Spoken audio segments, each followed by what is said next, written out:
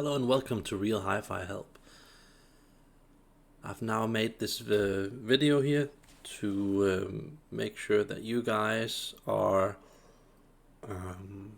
more safe, have a better life, and a higher quality of audio listening.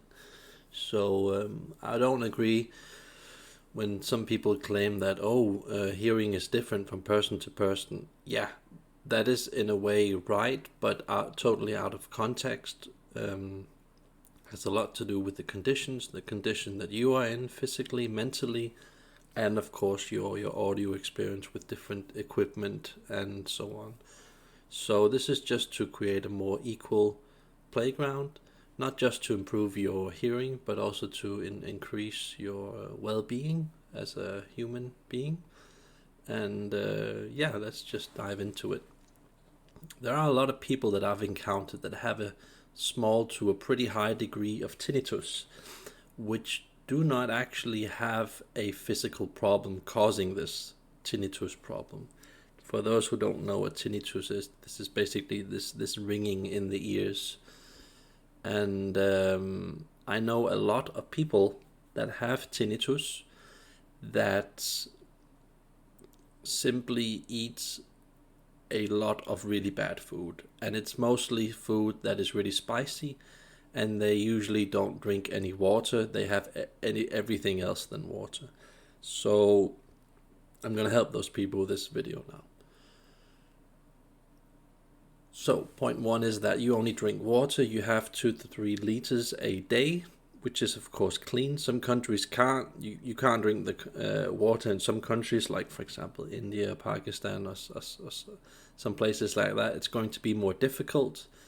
There are places like that where even Coca-Cola is cheaper than water. So it's a bit of a struggle. You have to try and make that work out somehow. And cutting way down on the salt, yes. Very important. All the fast food that we're eating basically has natrium chloride in, which is a fake type of salt, very unhealthy man-made salt. If you have to have salt, have it in small quantities and get it from fruit. Yes, I said fruit. There's a natural amount of salt in fruit and vegetables. Get it from that. Don't add salt. Don't add pepper. Don't eat spicy foods. Don't eat jalapenos. Don't eat chili and stuff like that. That's the stuff that's not only stimulates you in a way, but it totally mentally gets you into a state that's almost like half an animal, and very agitated and nervous, and you're basically not being yourself when you're eating these sorts of things. But it's difficult to cut down on them, so just try and eat less and less of that type of food. And try and eat a salad 1 to 3 times a day with each meal, and if you can have some vitamins and minerals with that just makes it better. And this removes a lot of tension, creates balance, and especially mental balance. A lot of people in this world that cause problems don't eat salad. It sounds very stupid. A lot of people just think, what you put in your body only reflects on how your body looks, but it's way beyond that.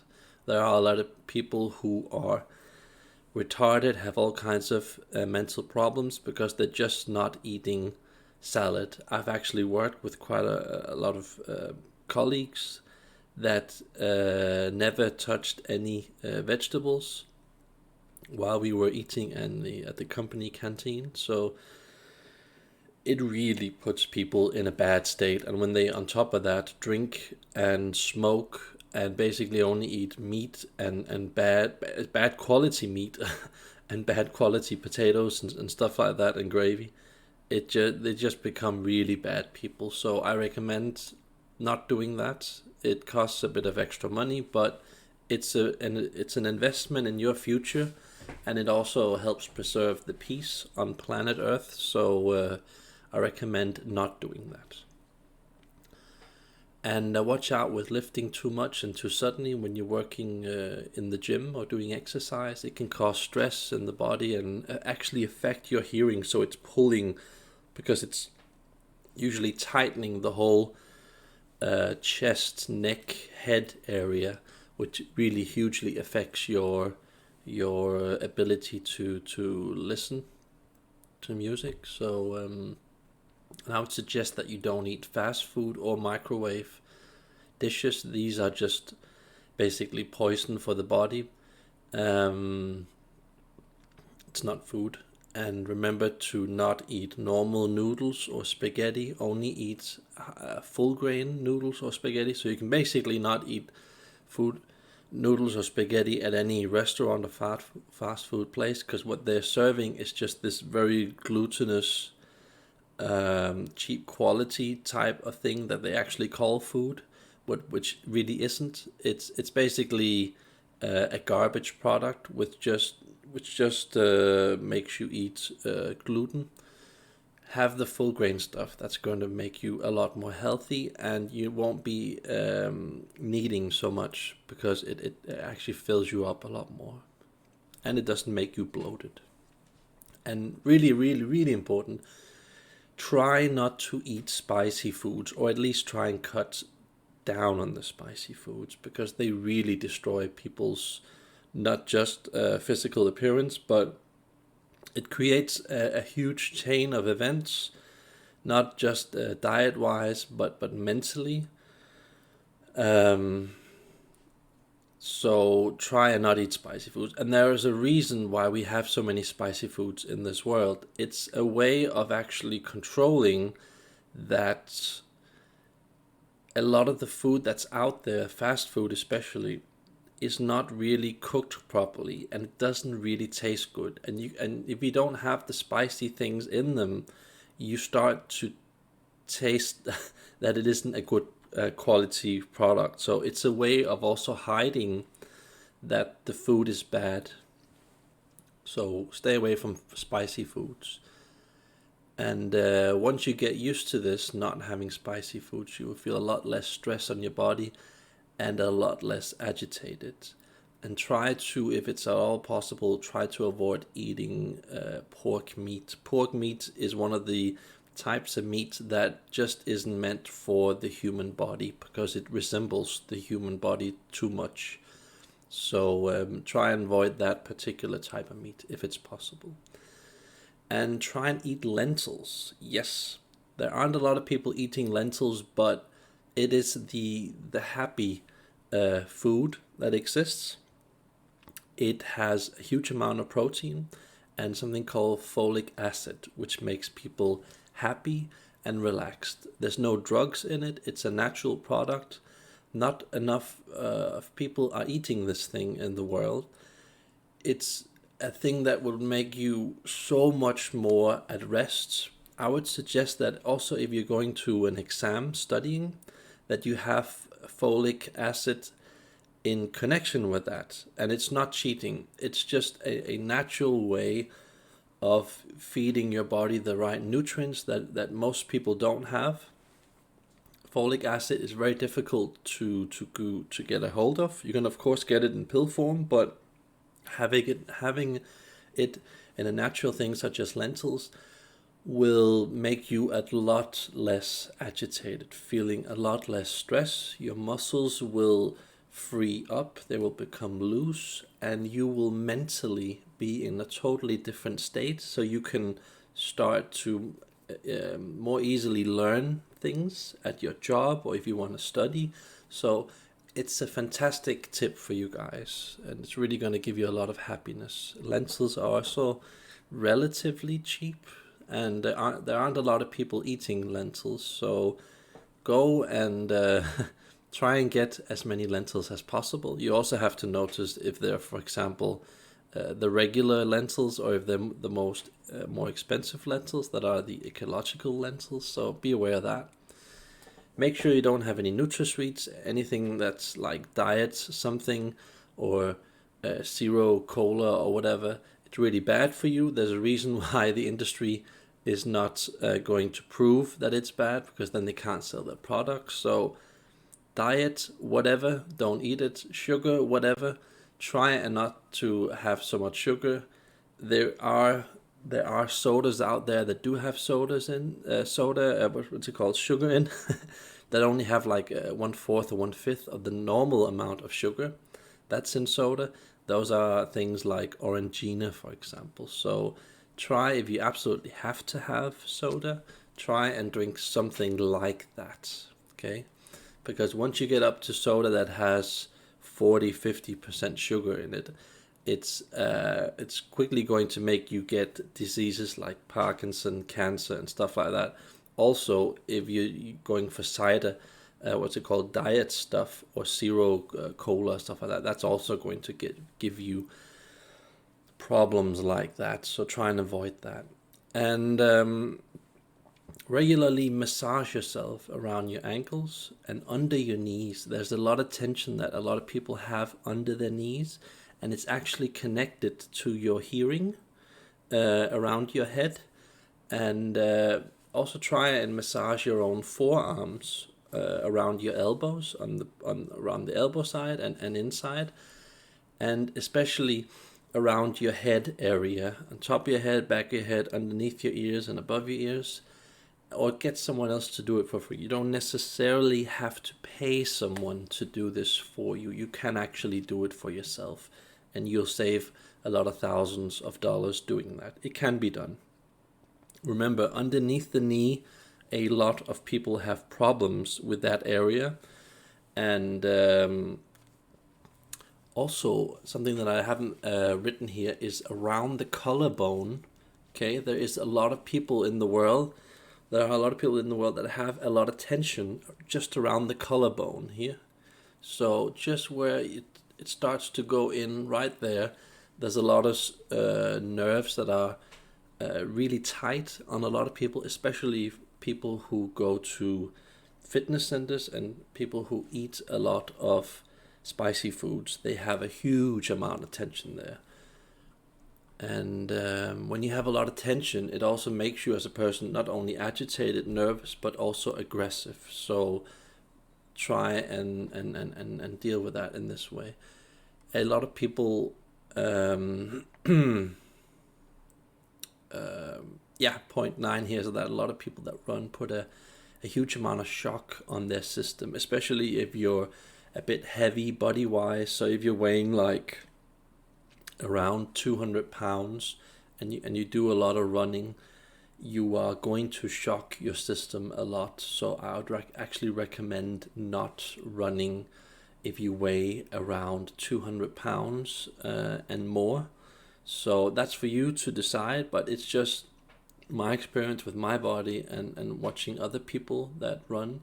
If you do a lot of running and you weigh around 200 pounds, it can be pretty hard on your nervous system, and it's going to, a lot of the times, even though you get a lot of gains from running, it's going to shock your system, and it's going to lock your muscles. And even if you are very muscular, I highly recommend not doing a lot of running. And if you do some running, do some very limited running, and make sure you warm up and have a very good diet.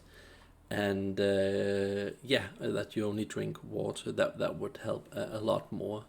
So I also recommend that people don't have these protein products that are being sold, these powder protein products. They are really bad generally, even though they make you bigger and make you grow muscle a lot more easy. I suggest you not deal with that. It's generally a waste product from the industry, and technically it is protein, but it's a very bad quality of protein. So I recommend getting natural protein, like for example from lentils. And regularly stretch before and after a fitness session. That makes a lot of sense. Also to prevent yourself from getting injured. And if you lift weights, try not to shock the body too much. And it's better to do a slow and gradual movement, to feel the movement, instead of just making a forceful body jerkment like, yeah, I'm manly and I can lift a lot, Just let the weights settle down and then gradually pull them up again. It'll make it a lot more easy on your body, and it will not strain the whole head neck area so much. And now this is a very good drill that I've done for many years. I actually feel it's a bit like an improved form of meditation. I suggest that you do this while you sit in a chair in a room where there's no one else, and that you stare at something like a wall or a door or whatever, and then without thinking, just stay there and breathe like you normally do. And the important thing is just to relax, to be there, and to not do anything while being there. So don't do anything with your eyes, don't not touch your mouth or anything, don't fall over or whatever. Just be there, look at it, don't think anything, and try and do this for about 5 minutes to start with, and then later on you can try and move up to 30 minutes. And every time you fail, you start over. And you can, of course, set a watch for that. But what this thing does is that it's a drill that creates the ability for you to be in your own body and to be comfortable and to give you a better sense of concentration and an ability to listen instead of being in conflict with you or the world. It's a bit better than meditation. That's my experience. So very good tip for you guys. And another good one is that going for a walk before listening to music actually helps you with improving your hearing, and it also helps you enjoy your music more. So try and listen to music either at around 10 to 12 a.m. That's usually when I find, where I live, that the music sounds better because people are usually at work at that time, or around 7 to 8 just after dinner. Then usually it's because people aren't cooking dinner or anything like that. That's where I live, that the sound sounds better. And usually around 23 p.m. Just before midnight, when most people have gone to bed, it starts sounding better, the whole sound from my sound equipment, because that's usually when people go to bed, and then you feel that the power grid is less stressed. So it's almost as if there's a bigger capacity to give you the power that you need for your system. So usually you get a sound that's a bit more calm, a bit more nice and pleasant. And also, of course, if it's possible, when people are at work, these usual 9 to 5 hours, that's also some of the hours where it many times sounds better than normal. But that's what I do when I try to listen to my sound equipment. I try to listen to the equipment at times where people usually aren't home or are in bed. So